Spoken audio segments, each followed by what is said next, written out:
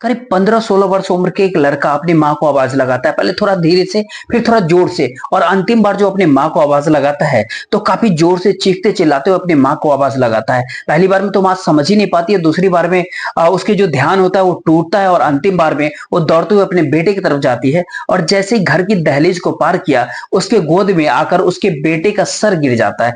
बस इतना कुछ देखना था, अपने ही बेटे का सर किसी गेंद की तरह जब गोद में आके गिरता है तो उसकी चीख पुकार निकल जाती है। चीख पुकार की आवाज पूरे गांव में फैल जाती है, न केवल गांव में बल्कि आसपास के लोगों तक ये फैल जाती है। माँ पूरी रोती है, बिलखती है, चीखती चिल्लाती है। और 5 बहनों का इकलौता भाई होता है, बहनें भी आ जाती है, वो भी रोती बिलखती है।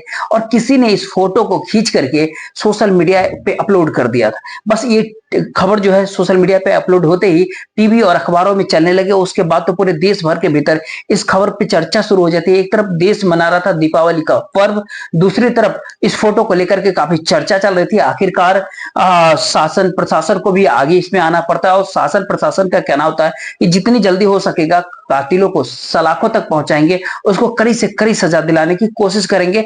विपक्ष के नेता भी कई तरह के आरोप प्रत्यारोप के दौर शुरू हो गए, कई तरह की गलतियां सामने आती है। लेकिन सवाल ये उठता है कि अगर सरकार इस मामले में कुछ कर भी पाएगी तो क्या 15-16 साल के बेटे को वापस ला पाएगी? क्या उस 5 बहनों के अकेले भाई को वापस सरकार ला पाएगी? जब कत्ल की वजह लोगों के सामने आते हैं तो लोग सोचने पे मजबूर हो जाता है, इतनी छोटी सी वजह, कत्ल की इतनी बड़ी वजह कैसे हो सकती है? आज की ये सच्ची घटना कई लोगों को सोचने पे वाकई मजबूर कर देगा। नमस्कार, मेरा नाम जितेंद्र कुमार, आप देख रहे हैं स्टडी सफर तक। आज की जो सच्ची घटना है, यह सच्ची घटना होता है उत्तर प्रदेश का एक जिला पड़ता है जौनपुर, और जौनपुर से करीब 10 किलोमीटर दूर गौरा बक्सापुर थाना क्षेत्र का एक गांव पड़ता है कबीरुद्दीनपुर।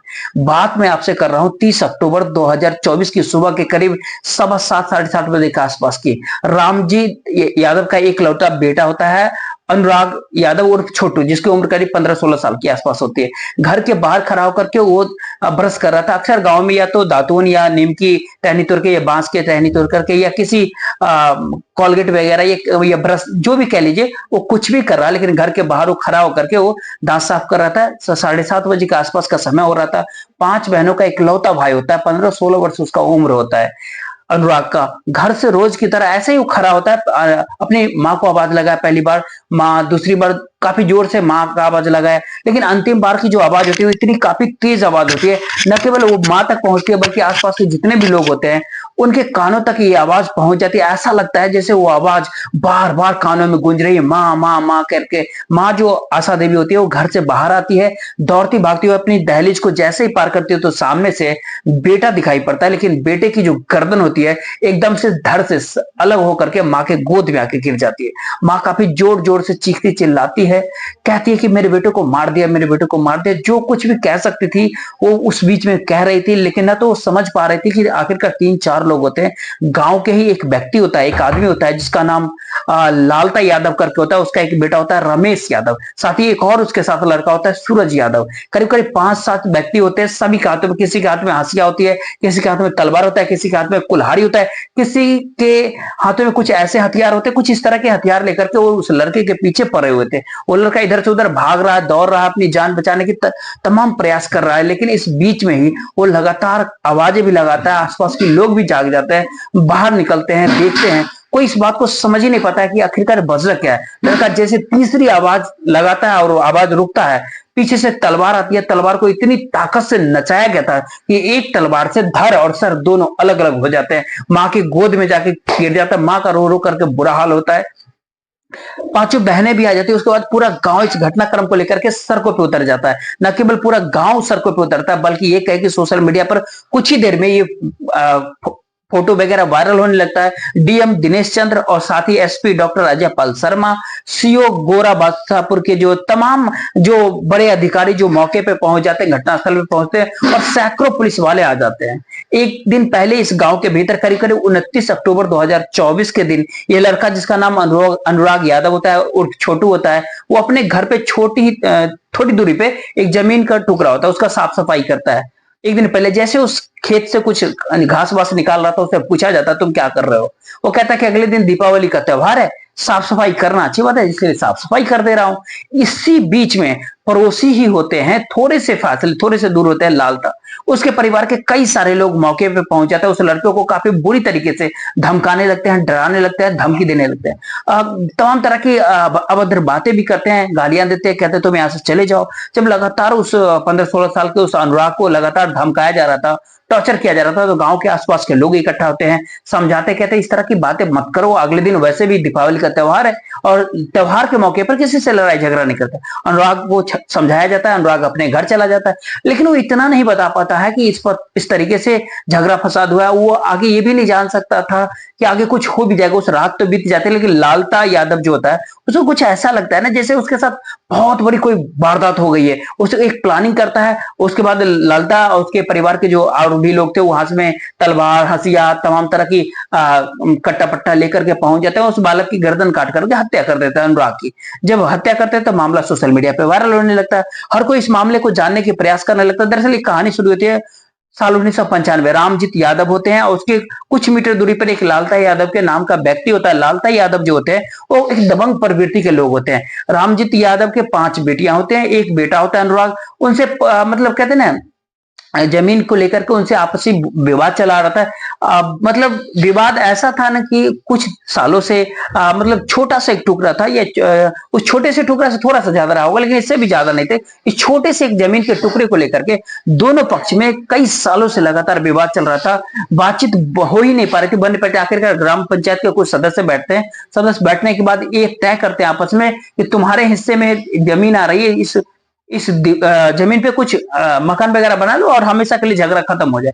लेकिन गांव वालों ने इस झगड़े को खत्म कराने की तमाम कोशिशें की। इसके बाद इस दबंग प्रवृत्ति के जो व्यक्ति होता है लालता यादव, वो अपनी हरकतों से बाज ही नहीं था। हद तो पार तब कर दिया जब उसने कहा मैं इस जमीन के ऊपर अपना घर बनाऊंगा, चाहे मामला कुछ भी हो जाए। और हद तो तब हो जाती है जब एक ही साल के भीतर करीब करीब 16 मुकदमे रामजीत यादव के परिवार के ऊपर लगा दिए जाते हैं। और इस घटनाक्रम होने से करीब करीब 10-12 दिन पहले 18वां मुकदमा दर्ज कराया गया था।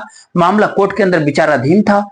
चाहे आप ये कहें कि कोई कुछ भी इस मामले पे कहे, लेकिन रामजीत के परिवार को, रामजीत यादव के परिवार को लगातार किसी न किसी मुकदमे में उलझाया जा रहा था। एक परिवार गरीब होता है, एक परिवार दबंग होता है। एक दबंग परिवार के अंदर एक दरोगा भी कहा जाता है। वो दरोगा जैसा कह रहा था, पुलिस अपने इशारे पे कुछ ऐसे उसको नचा रहा था। अब ये रामजीत का जो परिवार होता है, ये सोचने समझने की शक्ति तो उस दौरान उसको छीन हो जाती है। पहले तो जाकर के वो लगातार मुकदमे पर मुकदमे उसके ऊपर हो रहे थे, उसकी कोई सुनवाई नहीं होती है।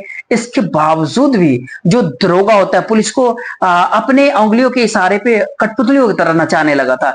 ये धीरे धीरे करके वक्त धीरे धीरे बीतने लगा था और वक्त बीतते बीतते करीब करीब 30 तारीख को, 30 अक्टूबर को जिस तरीके से अनुराग यादव और छोटू की गर्दन काट करके हत्या कर दी जाती है, पूरे देश प्रदेश में इस मामले को लेकर के बवाल मचा था। मुकदमा भी दर्ज होता है, पुलिस आ जाती है, पुलिस आती है उन आरोपियों को गिरफ्तार करने के लिए तमाम छापेमारी भी कर रही थी।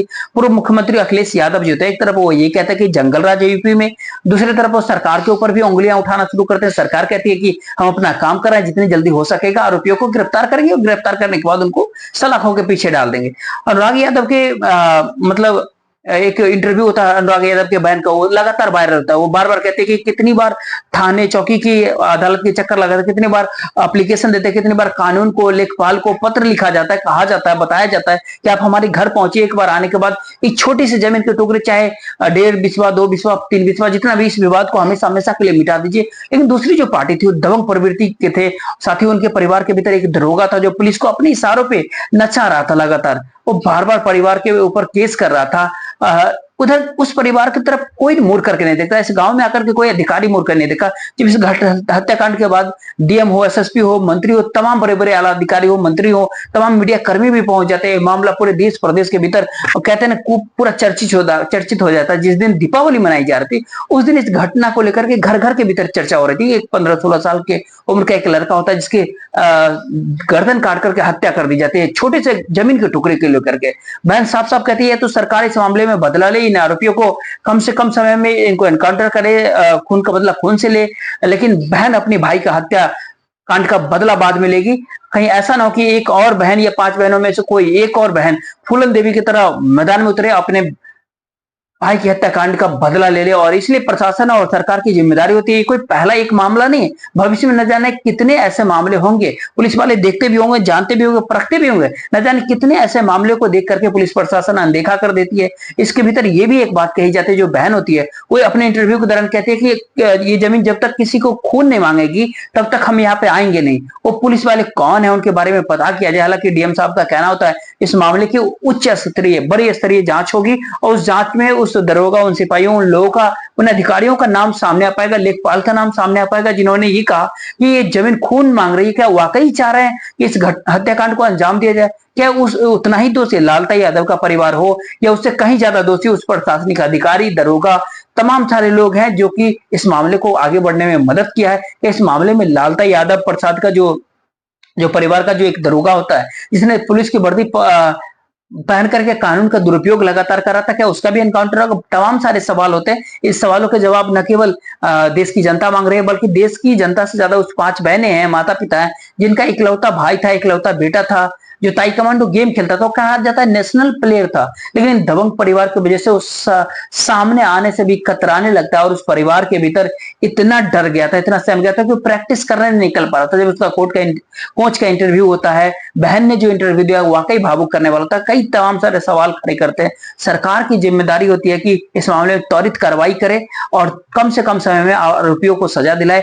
साथ ही एक ऐसा कानून लेकर के, जैसे ऐसा आदेश पारित करे जहां पर इस तरह के मामले होते हैं, छोटी छोटी जमीन को लेकर के जितने भी मुकदमे होते हैं, मामले होते हैं, जहां पर दो पक्षों में बैठ करके आपस में मामले को निपटाया जा सकता है, समझाया जा सकता है। ऐसे मामलों के भीतर सरकार को कहीं ना कहीं बड़ी कदम, उचित कदम उठाए, ताकि इस तरह के कोई जान न जाए, इस तरह की वारदात दोबारा ना हो।